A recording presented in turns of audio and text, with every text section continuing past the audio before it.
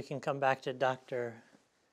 Kaufman here. We've spent this whole time talking about the bereft mutants and keeping them on until there's evidence of progression. How do you treat your patients who are bereft wild type?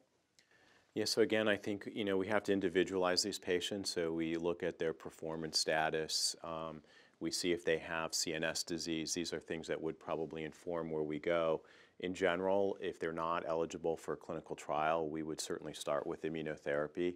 And at our center, we do high-dose IL-2. We also would consider ipilimumab if patients were not really IL-2 candidates or failed the screening for high-dose IL-2. And then we would probably reserve a PD-1 inhibitor for second line if those patients did not respond. Dr. Ampaka? And we follow very much a similar algorithm as well for our patients. And patients who are, and sort of to add to what you said, we also do high-dose IL-2, and we still do high-dose IL-2 even with the presence of the newer agents, because I think that there are patients who will benefit from that. I think patients then who've been on some of these other agents who are BRAF negative, and if they have been on ipilimumab and they've been on a PD-1 inhibitor and they are now progressing, I think those patients we really have are very tough patients to treat. Now, anecdotally, in some of those patients, when you then go and treat them with chemotherapy, whether it's carbotaxol-based chemotherapy, we've actually seen some very good responses. And we've seen the same in our clinics. There's got to be something there. Yes. The patients who have previously not done well with chemotherapy and who are out of options, just standard carbotaxol chemotherapy, must be a change in the microenvironment. And so we've seen that. And I think that also in patients then that don't have a distant metastatic disease, but the patients who have a sort of stage 3B and 3C equivalent patients who've been through this gamut of treatments and still are progressing, I think that if they are not candidates for isolated limb infusion or limb perfusion, especially the ones with disease on their trunk, we are also looking at clinical trials for those patients. And there are trials now being developed specifically for those patients with agents such as PV10, which is an injectable agent.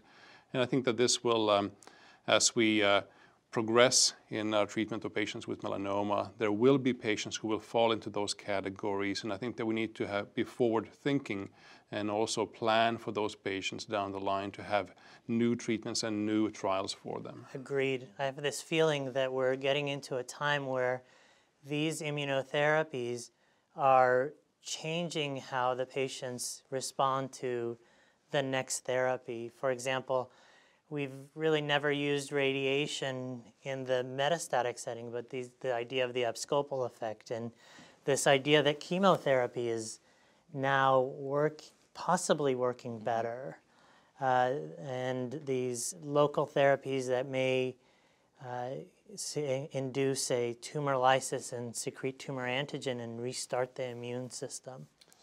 And we are seeing also patients who sort of, we do not, when we start these sort of 5th or 6th line therapies, we don't expect them to respond, but we are seeing very dramatic responses. And I think for us as clinicians, we always wonder, well, which of these treatments resulted in this response? And I think that we need to understand that. I think that doing this in a organized fashion through clinical trials is important. I can tell you though, for my patients, they don't really care, because if they are responding, they don't care which treatment resulted in the response. But for me, and I think for us as a community, we really need to understand this so we can replicate this in other patients as well. And I think an important point to make is that there doesn't seem to be cross-resistance. So with a lot of the immunotherapies, there has been a little bit of data. We presented some data at ASCO looking at responses to IL-2 in patients who previously had ipilimumab or vice versa, and the response rates were equal in either direction. So it seems that even if you don't respond to one of these, you may very well go on to respond to the other one, and maybe that's an amplification of an, something good going on in the immune system or the tumor microenvironment. But it's important to recognize that just because a patient doesn't respond to one of these, they very well might to another. For me, that's one of the most comforting ideas in immunology at this point. The data presented with pembrolizumab in patients who were IPI pretreated and IPI untreated the fact that they still had response rates and continued durability is important. Mm-hmm. And some of these newer agents that are checkpoint inhibitors or CAR therapy and bispecific antibodies hopefully will show the same in the immune system. Dr. Joseph, what do you think? Yeah, I think those are some good points. I do also like the fact that we can get responses after failing one immunotherapy and go to the next. However, I think, let's take, for example, PD-1 after ipilimumab. The response rates are there. That's great, but they are a little bit less. I think both in the Nivo and the Pembro data, it does look like an IPI treated patient is going to have a slightly lower response rate. What does that really mean clinically?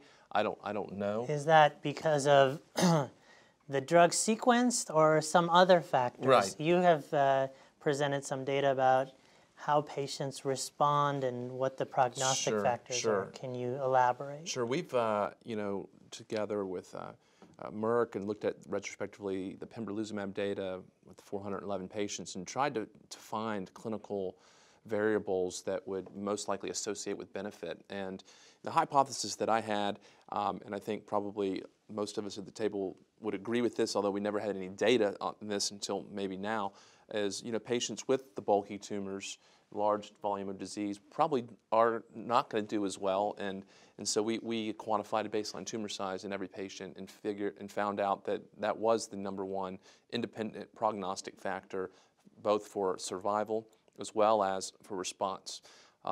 And that was actually kind of surprising. I think survival was probably a no-brainer, but that they actually responded less to was kind of surprising. So are we done there, Dr. Kaufman? Are we done? Have we found the predictive markers, or should we do some more? Well, I think we still need to do some more validation before we can really recommend using these completely. I think there is increasing data coming out to suggest that PD-L1 expression is associated with a higher response rate.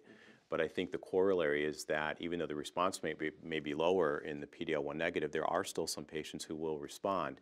So I think it may not be such a good idea to use that as an exclusion. But in the near future, when we may have many immunotherapies to choose from, and you may have a patient who also has a bereft mutation, this might be additional information to take into account. Agreed. Dr. Ambaka, And I think that one of the challenges, looking at the literature, reading about the PD-L1 expression, I think that the challenges is also that the cutoffs that we say what is positive and what is negative varies quite a bit.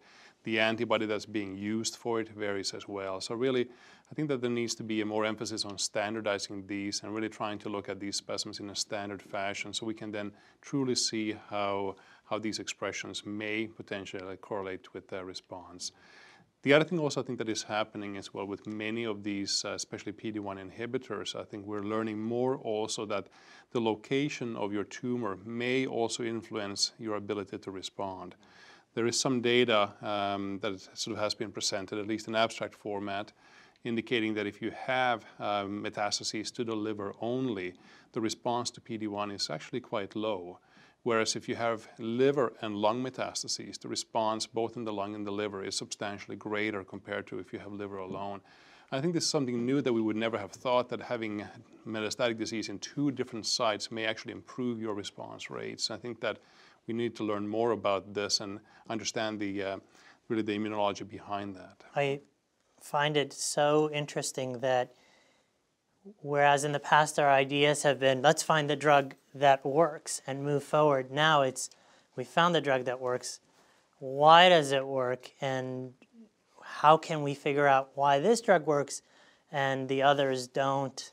The data that's now coming out about response to PD-1 has spurred looking back at why people respond to ipilimumab, why people respond to IL-2 moving forward. Dr. Pavlik? Yeah, I think that's all in the concept of personalized medicine. If we can find these really pertinent or even clinical biomarkers that will predict a patient's response, I think economically it's going to make much more sense. And just for a patient's well-being, you save them from the process of going from one to the other, where if you have something that you know says, if you have A, you get B drug, and you're going to have a response, it's going to make taking care of our patients much, much more pleasant. And sometimes if you have this, you need A plus B drug. Correct. That data that was presented by Snoll and Wolchuk about anti-CTLA-4 and anti-PD-1 combination, what was most striking to me wasn't the response rate or the depth and duration, it was the fact that the PD-L1 negatives responded in equal manner to the PD-L1 positives. I'm looking forward to some more of that data coming up at ASCO and the meetings this year. So